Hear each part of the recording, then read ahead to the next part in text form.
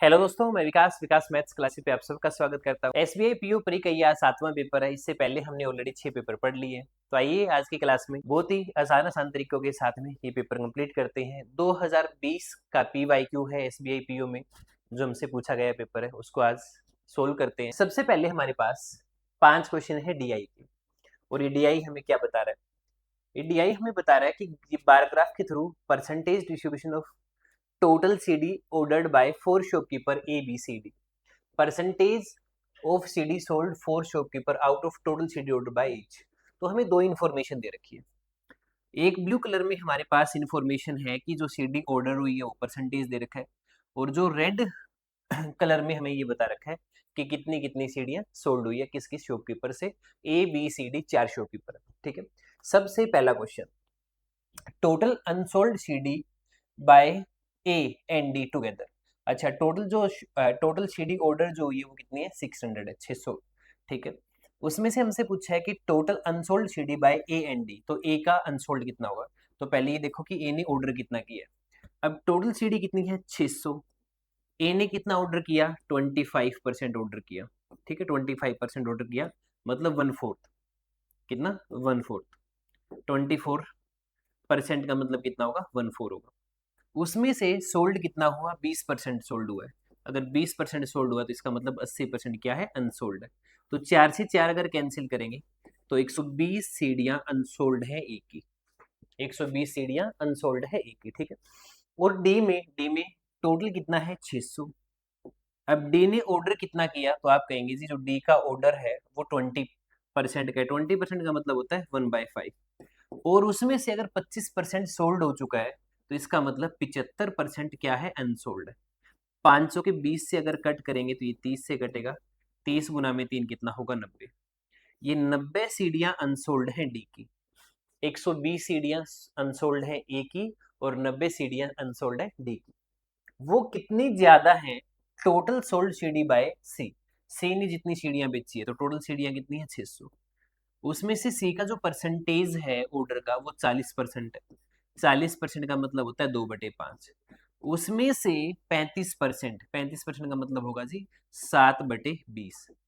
ठीक है, 20 पंजे कितना होगा? 100। ये 2 जीरो आपस में कैंसिल हो जाएंगे। 7 दूनी 14, 14 छिके 84, यानी 84 सीडी सी ने क्या की है? सोल्ड की है। इनके बीच का हमें क्या चाहिए? डिफरेंस चाहिए। तो अगर 90 में से 84 कम करूं तो यहाँ कितना बचेगा? 6, और 20 ए की है। 120 ए की अनसोल्ड है, और 6 यहाँ से बचेगा। तो टोटल जो सीढ़ियां हैं वो 126 ज्यादा है किससे?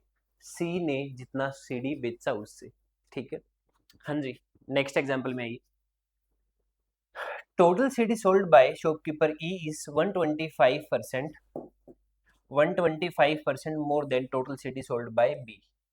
बी ने जितना सीडी सोल्ड किया, देख लीजिए टोटल कितनी सीडीज है? 600। उसमें से बी ने कितना परसेंट सोल्ड किया? बी ने ऑर्डर किया 15%, और उसमें से सोल्ड कितना हुआ? 40%। इतना सोल्ड किया। उससे 125% ज्यादा, 125% तो ज्यादा है, इसका मतलब 225% है। 2 जीरो से 2 जीरो कट कर देंगे, 5 से ये 3 पे कटेगा, 25 में 225, 25 के 100, ये 2 की टेबल में कटेगा, 2 की टेबल में कितने से कटेगा? 3 से। 3 3 जा 9, 9 9 जा कितना होगा? 81। यानी टोटल ई में जो सीडी सोल्ड हुई है वो 81 हुई है। अब इसने ये बात बोली है कि शॉपकीपर ई जो सोल्ड करेगा वो 27% सोल्ड करेगा। तो ये जो 81 है वो 27 की वैल्यू है, तो हमें 100 की वैल्यू कैलकुलेट करनी है। तो कितने से कटेगा? 3 से। 3 इंटू 100 कितना होगा? 300। इसका मतलब टोटल इसकी ऑर्डर जो सीडी है वो कितनी है? 300 है। आपसे पूछा है क्वेश्चन में, find total CDs ordered by E R what percent more than total CD by C. C ने जितना ऑर्डर किया उससे। अब टोटल सीडीज कितनी है? 600। 600 में से कितने परसेंट सी ने ऑर्डर किया? 40%।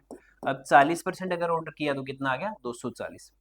अब 240 से कितना ज्यादा है? 300। तो आप कहेंगे 60 ज्यादा है। किससे ज्यादा है? 240 से ज्यादा है। तो 60/240 का मतलब 1/4, और 1/4 का मतलब कितना हुआ? 25%। थोड़ी सी कैलकुलेशन है इस सवाल में। ठीक है, अगले सवाल में आते हैं। Find average number of unsold CD by B C and D. B C और डी का क्या चाहिए, हमें एवरेज चाहिए अनसोल्ड का।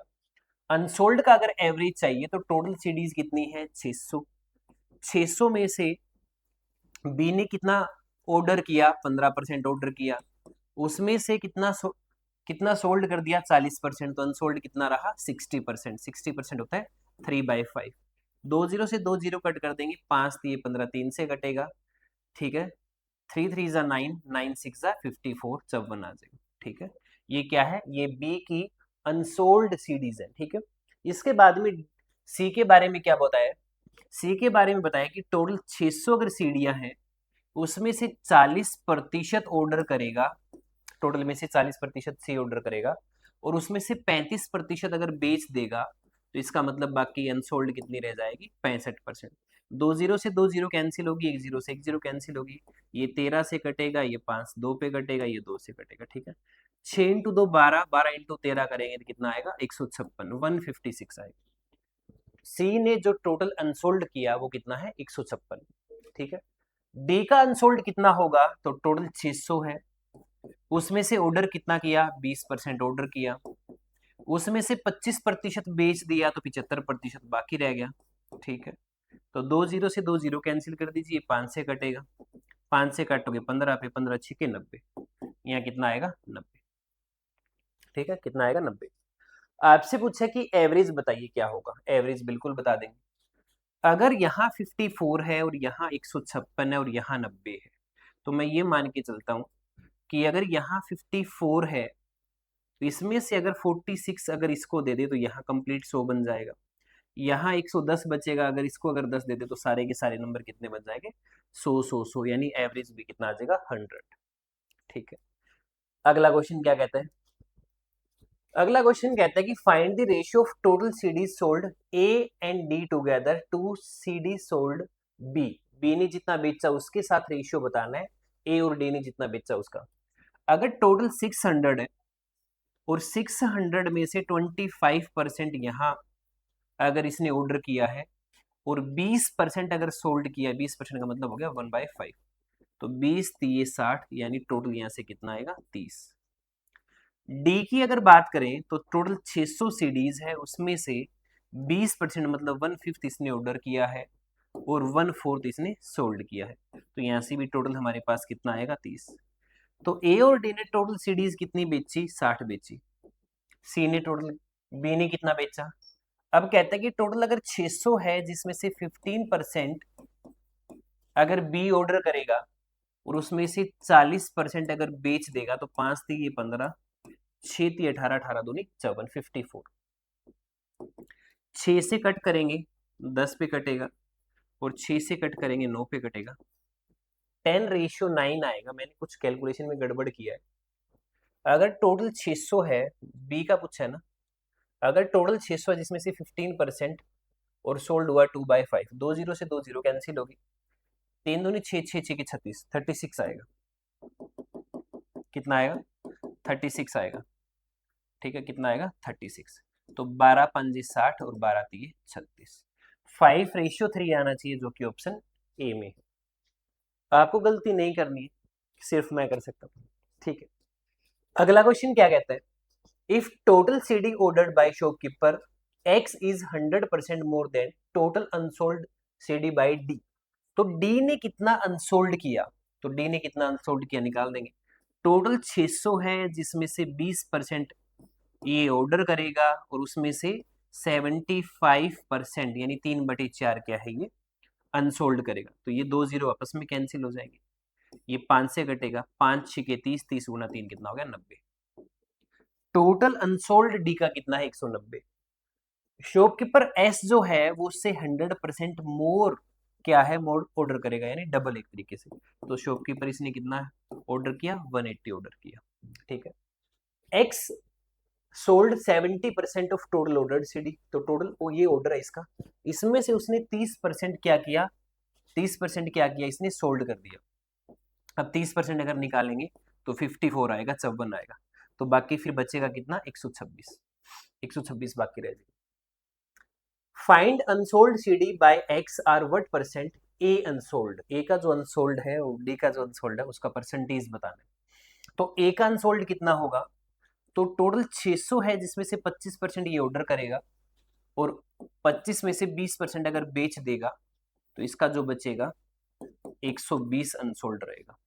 ठीक है, आपसे पूछा कि एक्स का जो अनसोल्ड है वो कितना परसेंट है ए के अनसोल्ड का, तो एक्स का अनसोल्ड कितना 126, ए का अनसोल्ड कितना 120 और परसेंटेज के लिए क्या आएगा 2 जीरो वाले। एक जीरो से एक जीरो कट कर देंगे, 5 पे कटेगा, ये 6 पे कटेगा, 6 दूनी 12, 1 21 5 105% आना चाहिए option A.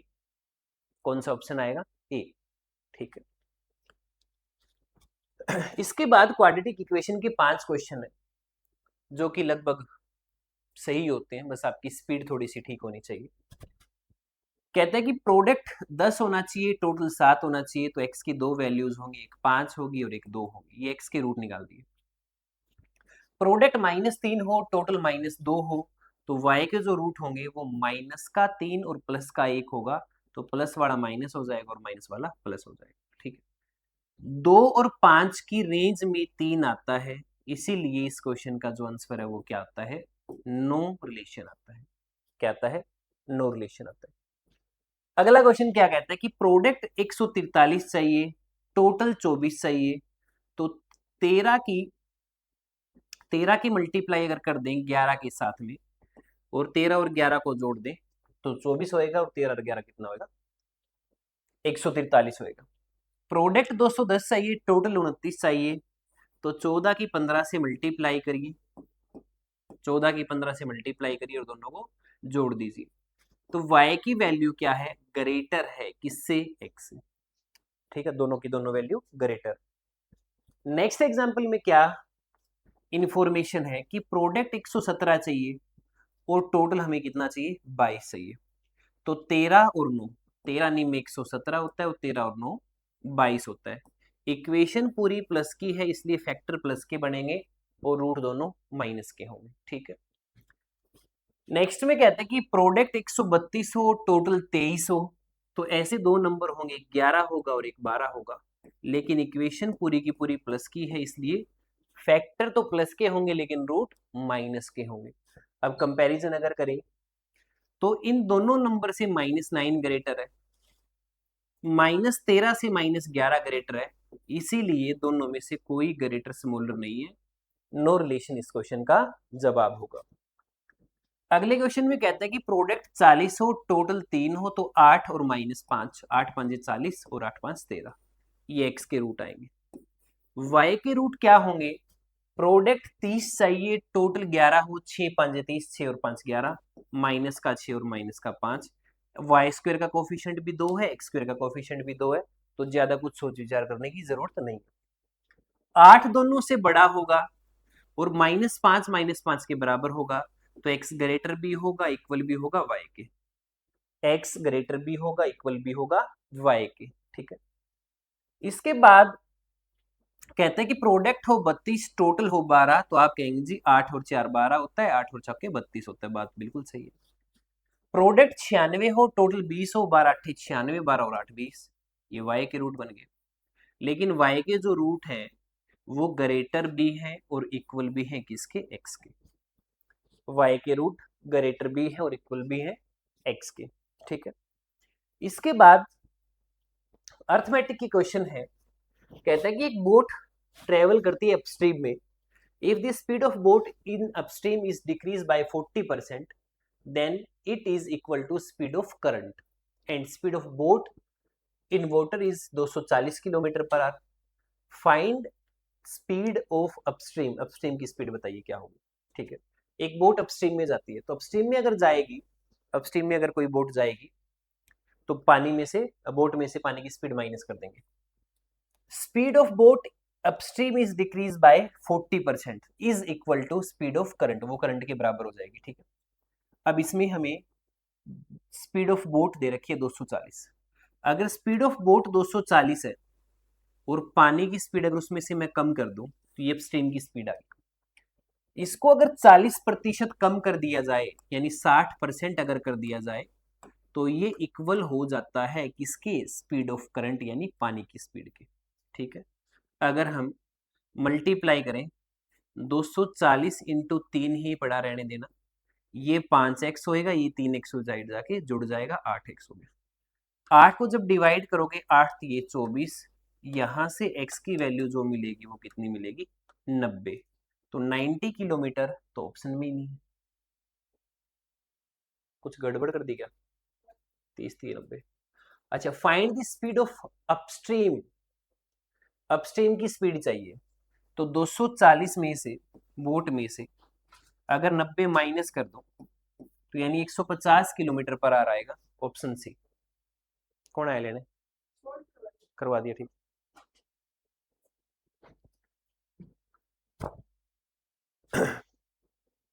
Next example. Next example कहता है कि एक आदमी x रुपए इन्वेस्ट करता है और 2x इन्वेस्ट करता है। 15% सिंपल, 8% कंपाउंड 2 सालों के लिए, और उनके बीच का जो डिफरेंस है वो 820 है। बताइए x की वैल्यू क्या होगी। बहुत ही आसान तरीके से समझाता हूं, समझिए। सिंपल इंटरेस्ट में जो प्रिंसिपल है वो x रुपए का है और 15% रेट है, और मामला है जी 2 साल का, ठीक है, 2 सालों का। कंपाउंड इंटरेस्ट का जो प्रिंसिपल है वो 2x रुपीज का है।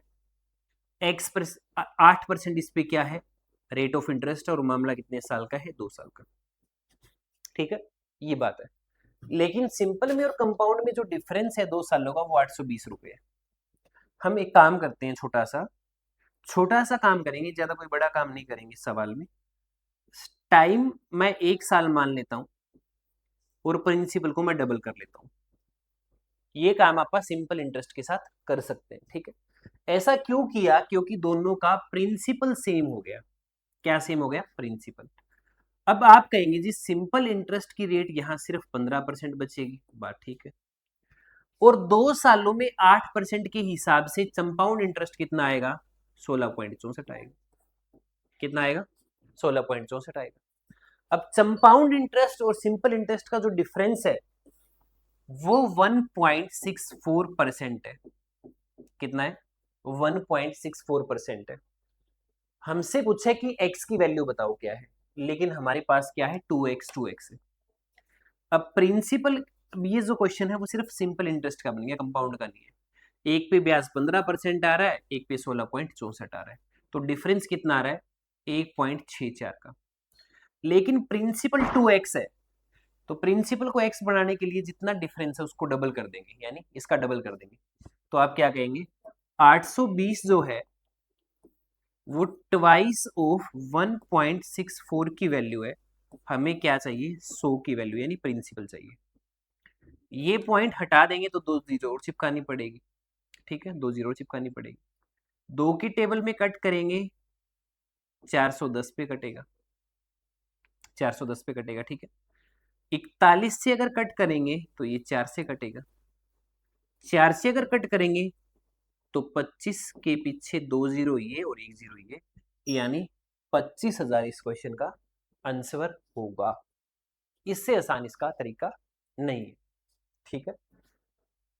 अगला सवाल आप सबके सामने बहुत ही अच्छा एग्जाम्पल है ट्रेन का। कहते हैं कि ट्रेन ए है जो कि 400 मीटर की है। ट्रेन ए है जो कि कितनी मीटर की है? 400 की। ध्यान से समझना। दूसरी है ट्रेन बी जो कि पहली ट्रेन से x मीटर ज्यादा लंबी है, x मीटर लंबी है, ठीक है। पहली 400 की है, दूसरी x प्लस 400 की। दोनों की स्पीड बराबर है, दोनों की स्पीड इक्वल है। ए ने क्रॉस किया एक पोल को 16 सेकंड में और बी ने पोल को क्रॉस किया 24 सेकंड में। तो हमने यहां से क्या किया? हमने यहां से काटा पीटा करके टाइम का रेशियो बना दिया। अब टाइम का रेशियो बना दिया तो किसी बच्चे ने फिर मेरे को कहा कि जो टाइम का रेशियो होता है वही तो डिस्टेंस का होता है। अपन ने उसकी बात मान ली, ठीक है। जो टाइम का रेशियो होगा वही डिस्टेंस का होगा क्योंकि स्पीड सेम है।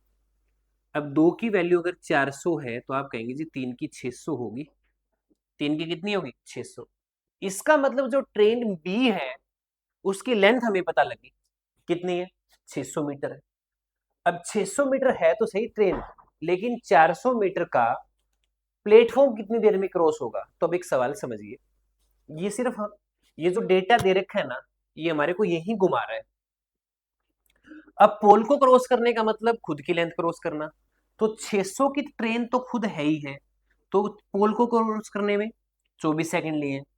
400 मीटर का प्लेटफॉर्म भी क्रॉस करना है, 400 मीटर का प्लेटफॉर्म भी क्रॉस करना है। जब स्पीड इक्वल है और जब पहली ट्रेन ने 400 मीटर अगर 16 सेकंड में क्रॉस किया है, तो इसका मतलब 16 सेकंड में क्रॉस होता है।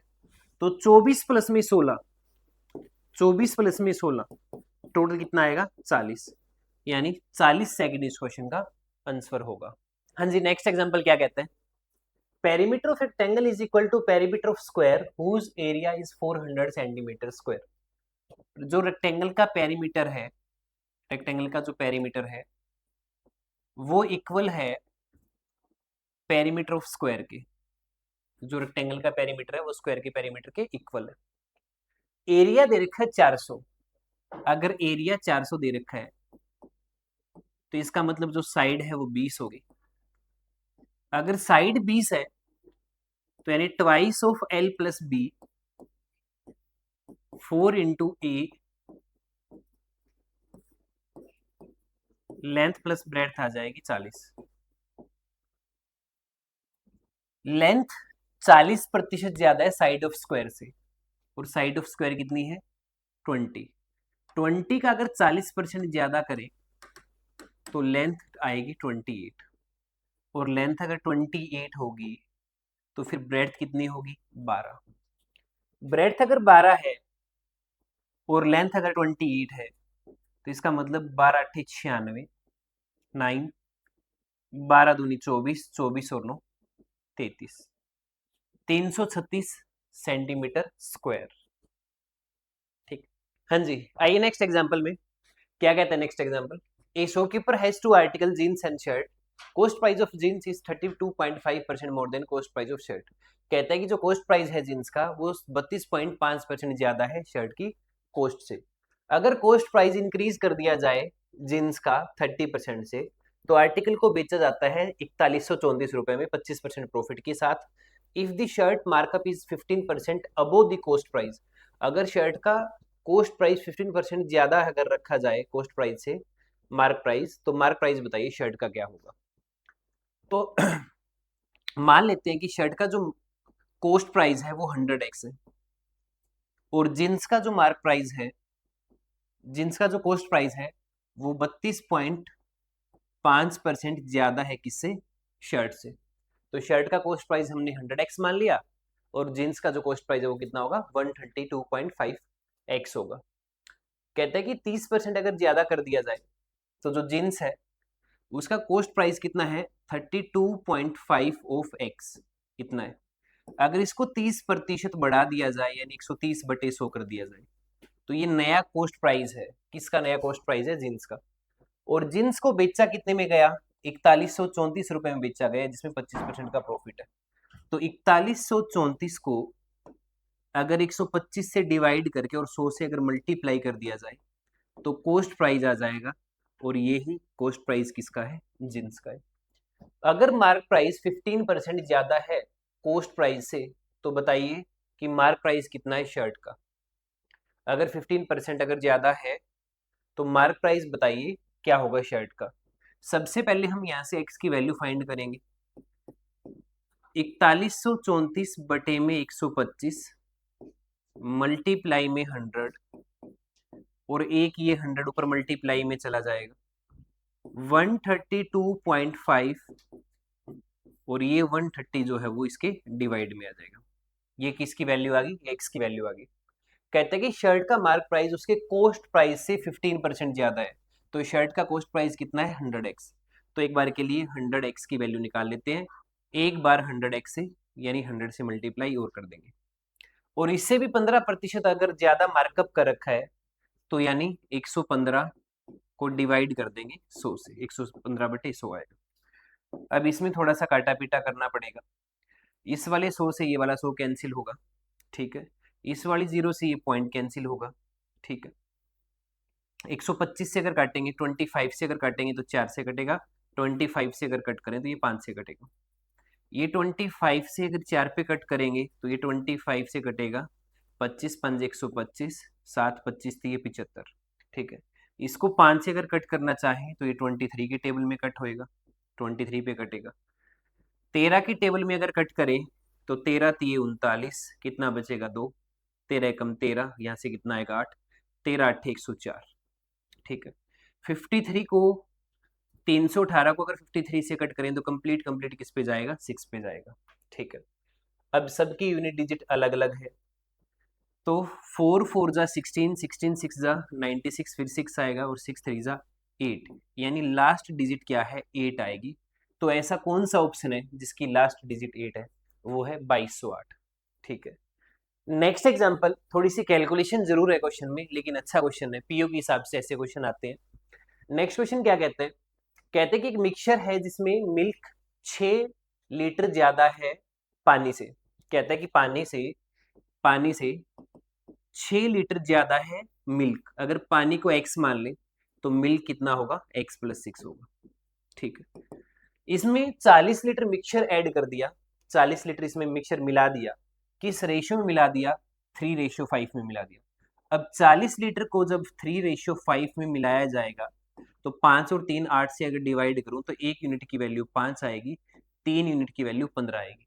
इसका मतलब इसमें 15 लीटर पानी ऐड कर दिया और बचा हुआ 25 में से, 40 में से अगर 15 लीटर पानी है तो 25 लीटर इसमें क्या है, मिल्क। ये सब करने के बाद में फाइनल मिक्सचर जो है उसमें वाटर और मिल्क का रेशियो हो जाएगा 9:13। तो बताइए फाइनल मिक्सचर में वाटर कितना है, ये चीज बतानी। अब इसने एक बात बताई शुरू में कि स्टार्टिंग में जो पानी है उससे 6 लीटर ज्यादा क्या है, मिल्क है। इसका मतलब दोनों में 6 का डिफरेंस तो यहां हो गया। जब बाद में दूसरे प्रोसेस में जब 40 लीटर इसमें मिलाया गया 3:5 में, तो 10 का गैप वहां से आ गया। तो 10 लीटर यहां ज्यादा क्या है, मिल्क, और 6 लीटर यहां ज्यादा क्या है, मिल्क। यानी टोटल मिल्क जितना भी है और वाटर जितना भी है, उन दोनों में डिफरेंस आ गया 16 का। अब फाइनल अगर मिक्सचर में आप गैप देखेंगे तो कितने का गैप है, 4 का। अगर 4 की वैल्यू 16 है, 16 है, तो 1 यूनिट की वैल्यू कितनी आएगी, 4।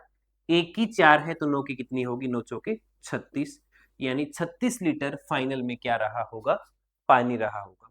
ठीक है, नेक्स्ट एग्जांपल में आइए। नेक्स्ट एग्जांपल क्या कहता है कि ए और बी ने एक बिजनेस स्टार्ट किया। ए ने 8,000 रुपए की इन्वेस्टमेंट की, बी ने 10,000 रुपए की इन्वेस्टमेंट की। ए लेफ्ट 5 महीने, ए 5 महीने के बाद में छोड़ के चला गया, बी ने बिजनेस को कंटिन्यू रखा। A gets 20% of total profit of managing the business. A को टोटल में से 20% मैनेज करने का देना पड़ेगा, और बाकी जो प्रॉफिट होगा वो उनके कैपिटल के इन्वेस्टमेंट में डिवाइड होगा। आफ्टर ए ईयर, 1 साल के बाद में अगर ए को 2500 रुपए अगर मिला है, तो बताइए कि टोटल प्रॉफिट कितना हुआ ए और बी को। बहुत आसान क्वेश्चन है।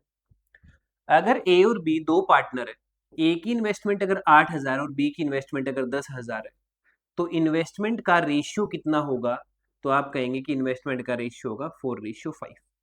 कितना होगा, 4:5। ए ने 5 महीने के बाद में बिजनेस छोड़ दिया, बी ने कंटिन्यू रखा, तो यानी ए का जो ये पैसा है, ए का ये पैसा ये कितने महीने चलेगा, 5 महीने। बी का पैसा पूरे 12 महीने तक चलेगा। 5 से 5 कट कर देंगे, 4 3 12, यानी 1:3 में इनको प्रॉफिट मिलेगा। 1:3 में इनको प्रॉफिट मिलेगा, जिसमें से 20% किसको दे दिया गया, ए को दे दिया गया बिजनेस की मैनेजमेंट करने का नाम का। मैंने ये मान लिया कि टोटल प्रॉफिट 100 रुपए का हुआ होगा। अब टोटल प्रॉफिट अगर 100 रुपए का है तो 20% यानी 20 रुपए इसको मैनेज करने के लिए ए को दे दिया। बाकी फिर बचा कितना, तो आप कहेंगे जी बाकी फिर बचा 80। इस 80 को जब 1:3 में बांटेंगे, 3 और 1 4 से अगर डिवाइड कर दूं, तो 1 यूनिट की वैल्यू आएगी 20। 1 यूनिट की अगर वैल्यू 20 है तो इसका मतलब 20 रुपए इसको देने पड़ेंगे, किसके, प्रॉफिट के नाम पे। तो टोटल कितना चला गया, एक की जेब में 40 चला गया। लेकिन क्वेश्चन कहता है कि 2500 गया है, तो 2500 अगर 40 की वैल्यू है तो हमें 100 की वैल्यू चाहिए। एक जीरो से एक जीरो कट कर देंगे, 25 से कटेगा। 25 का स्क्वायर कर देंगे 625, और एक जीरो चिपका देंगे। 6,250 रुपए का टोटल बिजनेस में प्रॉफिट है। ठीक है, तो बार बार क्यों बाहर जा रहे, दरवाजा खोल रहा है, इसमें लाइट आ रही है बार बार। रुको, जाना है तो चला जाता। मैं करवा लूंगा, सही है। नेक्स्ट एग्जांपल, कहते हैं कि एक ने एक की जो सैलरी है वो 50,000 रुपए है, उसमें से 20% खर्च कर देता है रेंट पे, 10% बची हुई का खर्च कर देता है bill pay, 20% further remaining miscellaneous खर्चा हो जाता है, और जो बचा हुआ अमाउंट है उसमें से अपनी वाइफ को दे देता है और म्यूचुअल फंड में इन्वेस्ट कर देता है 5:4 में। Find the amount spend rent is how much more और less than invested by mutual fund. तो सबसे पहले 50,000 रुपए इसकी क्या है, सैलरी है, उसमें से 10% किसको, 20% किसको दे देगा, रेंट को दे देगा। अब 50,000 का जब आप 20% अगर रेंट को दे देंगे तो इसका मतलब ये हुआ कि 10,000 रुपए रेंट के दे दिए, 10,000 रुपए किसके दे दिए, रेंट के दे दिए, ठीक है। 20% कितना आएगा, 10,000 रुपए। फिर इसके बाद क्या कहता है कि 50,000 रुपए में से, 50,000 रुपए में से अगर 20% रेंट दे दिया तो इस 80% बचा, 80% होता है 5/4। उसके बाद में 10% फिर बिल भर दिया तो ये बचा कितना, 90%, 9/10। फिर 20% फिर रिमेनिंग का मिसलिनियस खर्चा आ गया, फिर कितना बचा, 80%। और फिर जो पैसा बचा उसको 5:4 में डिवाइड कर दिया, यानी 9 से अगर डिवाइड कर दो और म्यूचुअल फंड का अगर निकालना हो तो 4 की वैल्यू निकालनी पड़ेगी। तो यहाँ से ये आ जाएगा म्यूचुअल फंड में इसने कितना इन्वेस्ट किया, ठीक है। अब जो चीजें कैंसिल हो उनको कैंसिल कर देंगे, ठीक है। 25 25 दूनी 50, 2,000 पे कटेगा, एक जीरो इससे कैंसिल हो जाएगा, ठीक है। 4 चौके 16, 16 चौके 64, 64 दूनी 128, यानी 12,800, 12,800, ठीक है। अब 12,800 और 10,000 का जो डिफरेंस है वो कितने का है, 2,800 रुपए का। तो ऑप्शन ए आएगा, क्या आएगा, ऑप्शन ए आएगा। हाँ जी, नेक्स्ट एग्जाम्पल हमारे सामने है प्रोबेबिलिटी का। कहते हैं कि एक बैग में 7 रेड 4 व्हाइट और 3 ग्रीन कलर की बॉल है, और एक और दूसरा बैग है जिसमें 5 रेड और 6 येलो कलर की बॉल है और 3 ब्लू कलर की बॉल है। एक बैग सिलेक्ट करना है जिसमें से हमें एक बॉल ड्रॉ करनी है।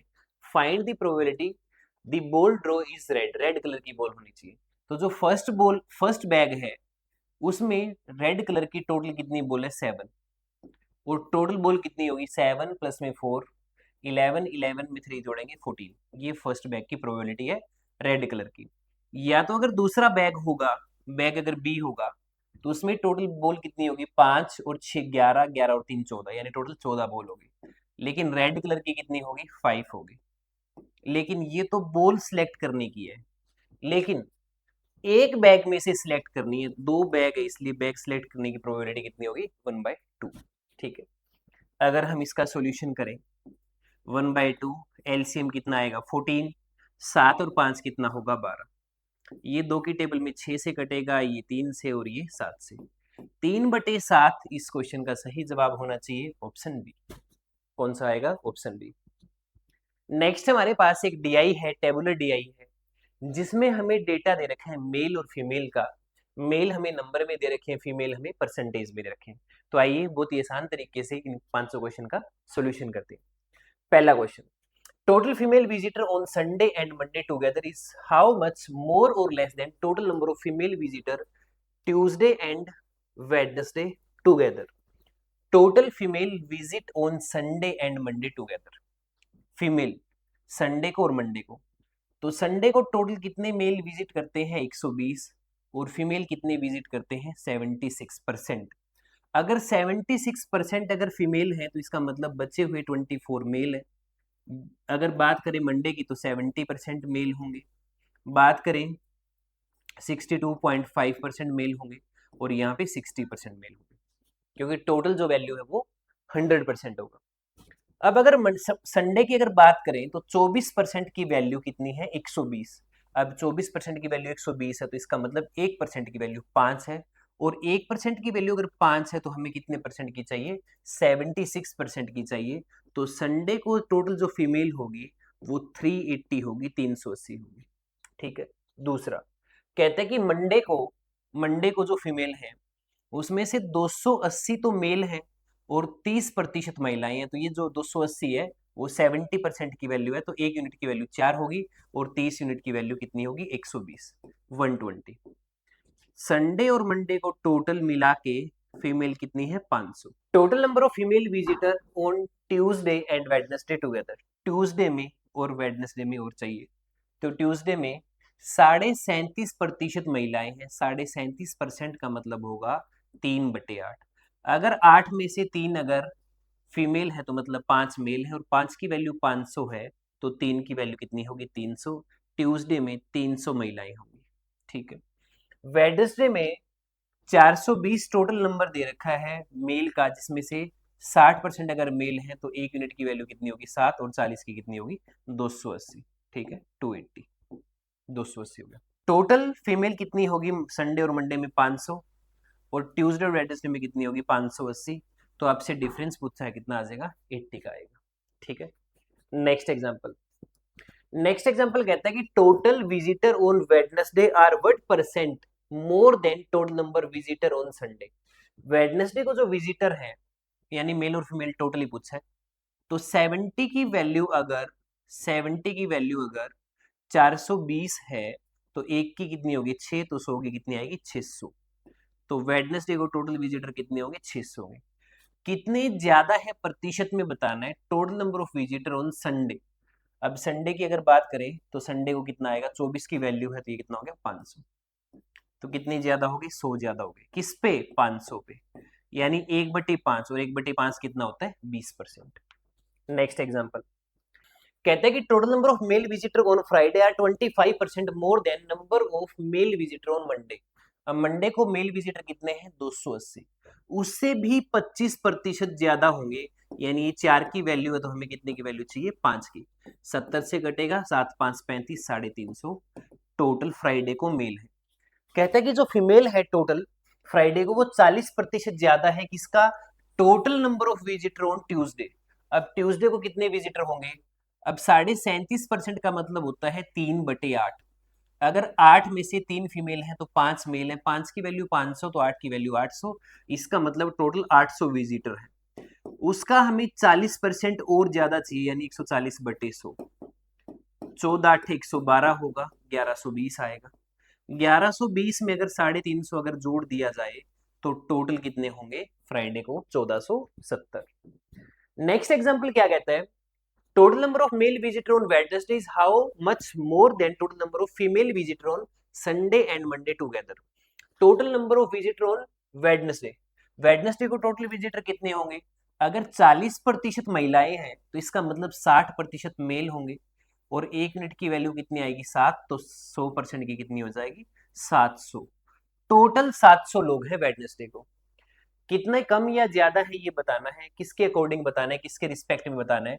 Total number of female visitor Sunday and Monday, अब संडे को कितनी महिलाएं होगी, 24% की वैल्यू 120 है तो 76% की वैल्यू 380 होगी, प्लस में मंडे को कितनी फीमेल है 7, यानी 70 की वैल्यू 7 चौके 28, 4 3 12 120 होगा।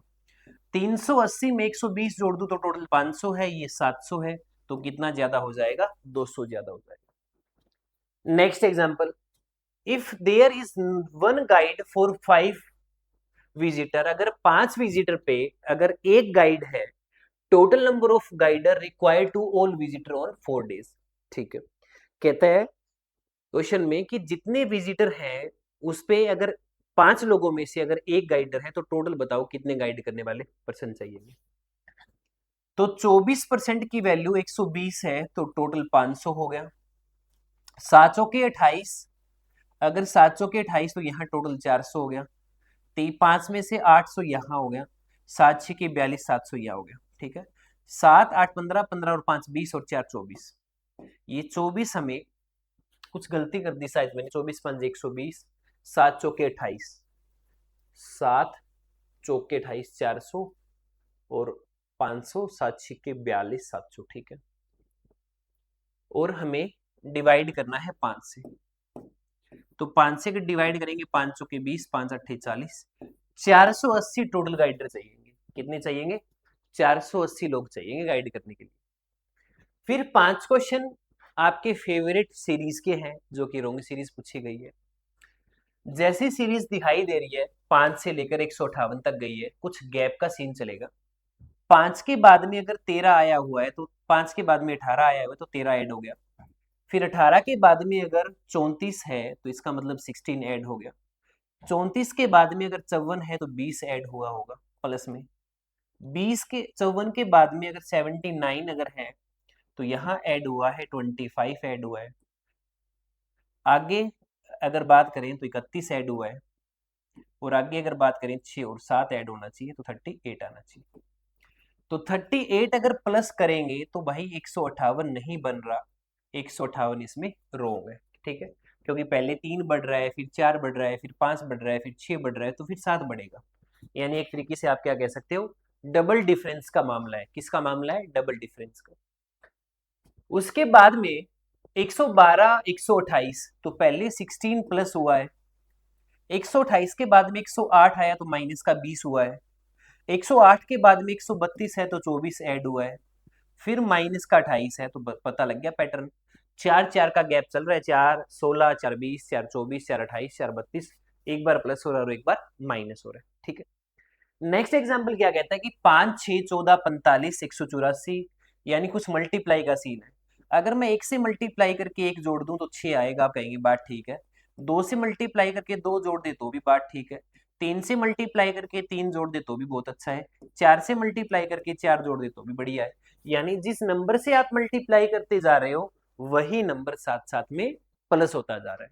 ठीक है, अगला सवाल, 10 22 35 50 168 92 और 117।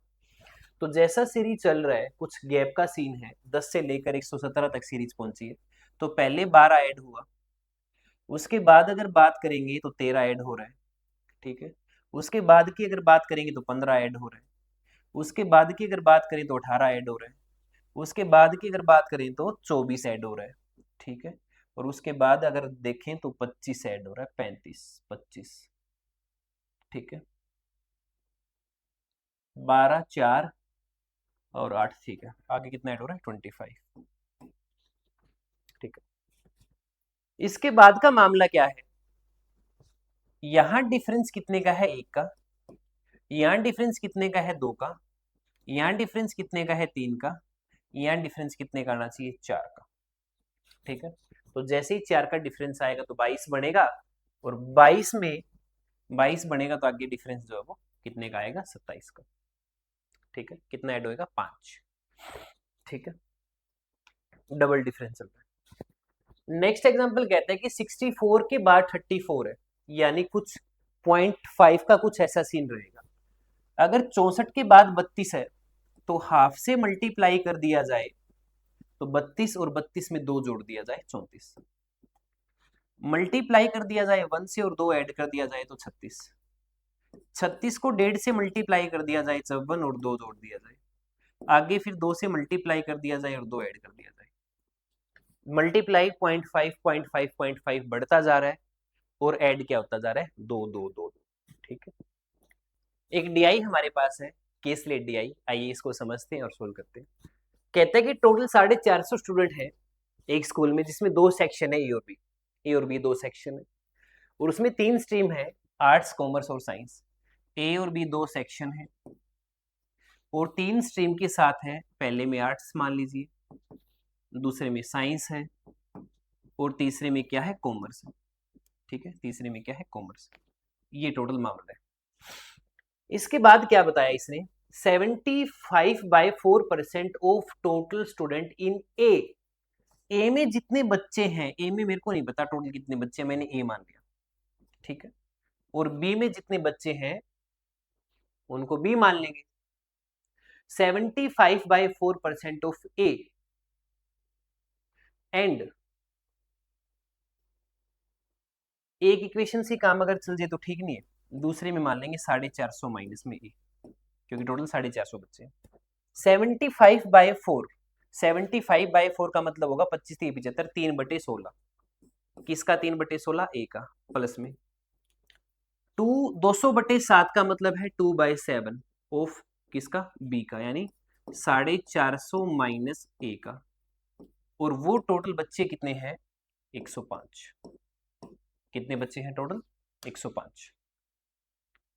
ठीक है, अब हम यहां से अगर सॉल्यूशन करना चाहें 7 ये 21A प्लस में 16 दूनी 32 मल्टीप्लाई 450 माइनस में 32A इक्वल्स टू में 105 मल्टीप्लाई में 16 इंटू में 7। ठीक है, हाँ। अगर हम इन दोनों को माइनस कर दें तो माइनस का 11A आएगा। ये प्लस का अगर उस साइड लेके जाएं, प्लस का अगर उस साइड लेके जाएं तो कैलकुलेशन तो बहुत हो रही है ये तो।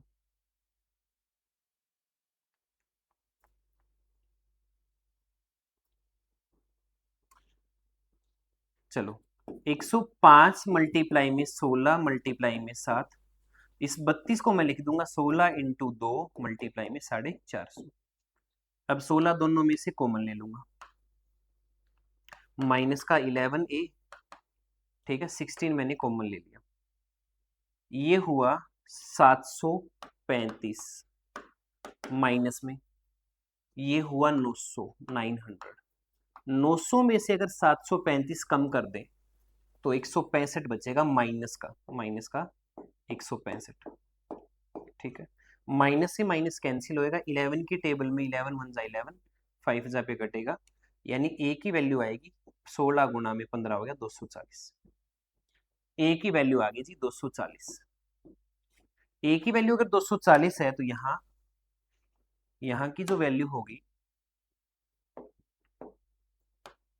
वो 240 से 450 में से 240 यानी 210 होगी। ये टोटल मामला देखा। अब ए सेक्शन में कितने बच्चे हैं, बी सेक्शन में कितने हैं, वो सारे आ गए यहां से। इसके बाद क्या कहता है क्वेश्चन, कहते हैं कि सम ऑफ टोटल स्टूडेंट 105, ठीक है, 400/21%, 400/21 पता है कितना होगा, 4/21 होगा, किसका, बी का। बी कितना है 210, कट करेंगे 10 से कटेगा कितना आएगा 40। कहते हैं कि बी के कॉमर्स में 40 बच्चे हैं, ठीक है जी, है तो लिखिए।